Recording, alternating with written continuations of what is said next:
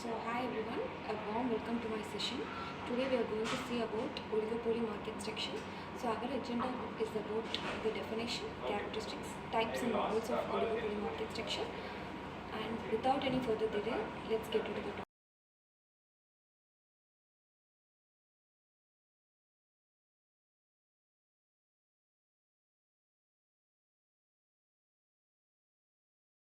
So the definition of oligopoly. Oligopoly is a market structure where a small number of large firms dominate the industry. So these firms have significant market share and control over prices, and they often compete fiercely with one another.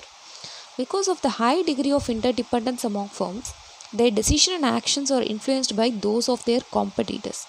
So industries like telecommunications, automobiles, and airlines are good examples of oligopoly markets.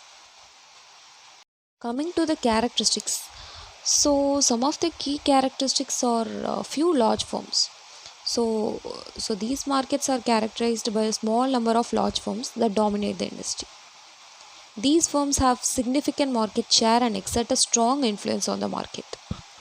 The next one is the high barriers to entry. So these markets often have high significant barriers to entry, such as economies of scale, high startup cost, or government regulations. So this makes it difficult for new firms to enter the market and compete with the established firms.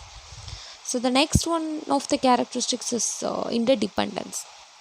So the firms in an oligopoly markets are highly interdependent, meaning their actions and decisions are influenced by the actions of their competitors.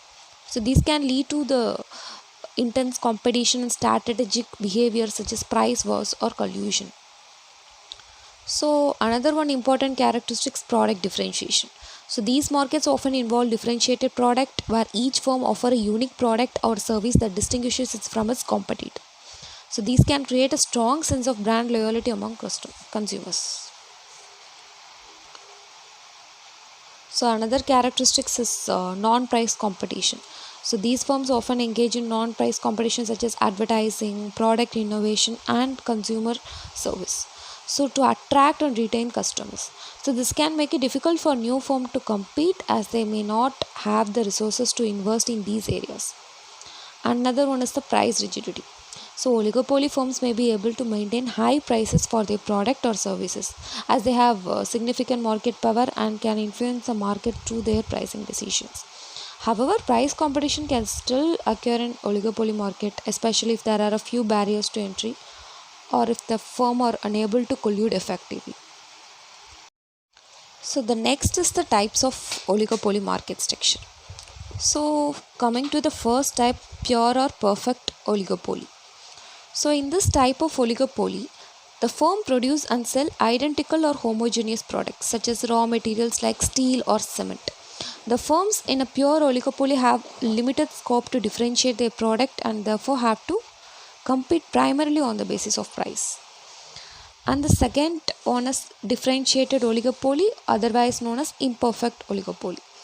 So in this type, the firms produce and sell products that are differentiated, meaning that they have some unique characteristics that distinguish them from the product of other firms. So the examples are cars, computers, or smartphone. So in this type of oligopoly, firms compete not only on the basis of price but also basis on the product feature, branding, and marketing. And the next type is open oligopoly. So it is a market in which new firms can enter and compete with the existing firms. So in this type of oligopoly, there are relatively low barriers to entry, such as low startup cost or easy access to necessary resources. So these can lead to greater competition and may prevent the existing firms from having significant market power. So open oligopolies are more common in industries with rapidly changing technology or where innovation is a key factor. So next type is closed oligopoly. So it is a market in which entry of new firm is very difficult or nearly impossible. So in this type, there are high barriers to entry such as high startup cost or regulatory restrictions. So this can lead to limited competition and may allow the existing firms to have significant market power. So these oligopolies are more common in industries that require larger investment in capital such as energy or telecommunications.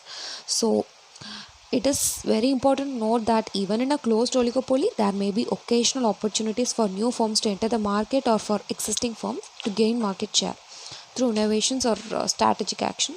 Additionally, the distinction between open and closed oligopoly is not always a clear cut and can depend on a variety of factors, including the specific industry and market conditions. So, coming to the next type, the partial oligopoly.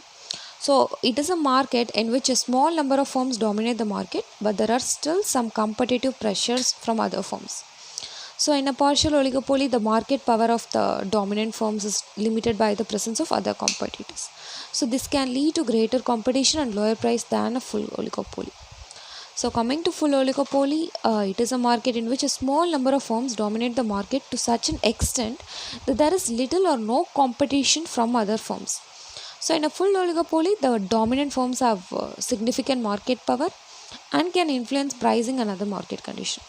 So, this can lead to higher prices and reduced consumer choice compared to more competitive market. So, in short, we can say an important note here to note that the distinction between the partial and full oligopoly is not always a clear cut and can depend on a variety of factors, including the specific industry and market condition. Additionally, even in a full oligopoly, there may be occasional opportunities for new firms to enter the market or for existing firms to gain the market share through innovation or strategic actions. So, the final and foremost important thing is the model. So, coming to the model of the oligopoly market structure, we are going to discuss about some of the familiar models. So, the first model is Carnot model. So, the Carnot model assumes that firms in an oligopoly set their output levels simultaneously based on their beliefs about how much their competitors will produce. Each firm maximizes its profit by choosing the quantity of output that maximizes its profit. So, given its beliefs about the output of its competitors. So, the next model is Stackelberg model. So, it assumes that one firm acts as a leader and sets its output level first, while other firms act as a followers and set their output level after observing the leader's output level. So, the leader maximizes its profit by choosing the output level that maximizes its profit, given its belief about how the followers will respond. So, the next model is Bertrand oligopoly model. So, it assumes that firms in an oligopoly set their prices simultaneously based on their beliefs about how much their competitors will charge. So, each firm maximizes its profit by choosing the price that maximizes its profit given its beliefs about the price of its competitors. So, coming to the final model, that is Squeezy oligopoly model. According to this model, when a firm rises its price, its competitors are unlikely to follow suit because they would lose too much market share. However, if a firm lowers its price, its competitors are likely to follow suit and lower their prices as well, leading to a price war and reduces profits for all firms. So, firms produce differentiated product and each firm believes competitors will respond to a price reduction, but they will not follow price increase.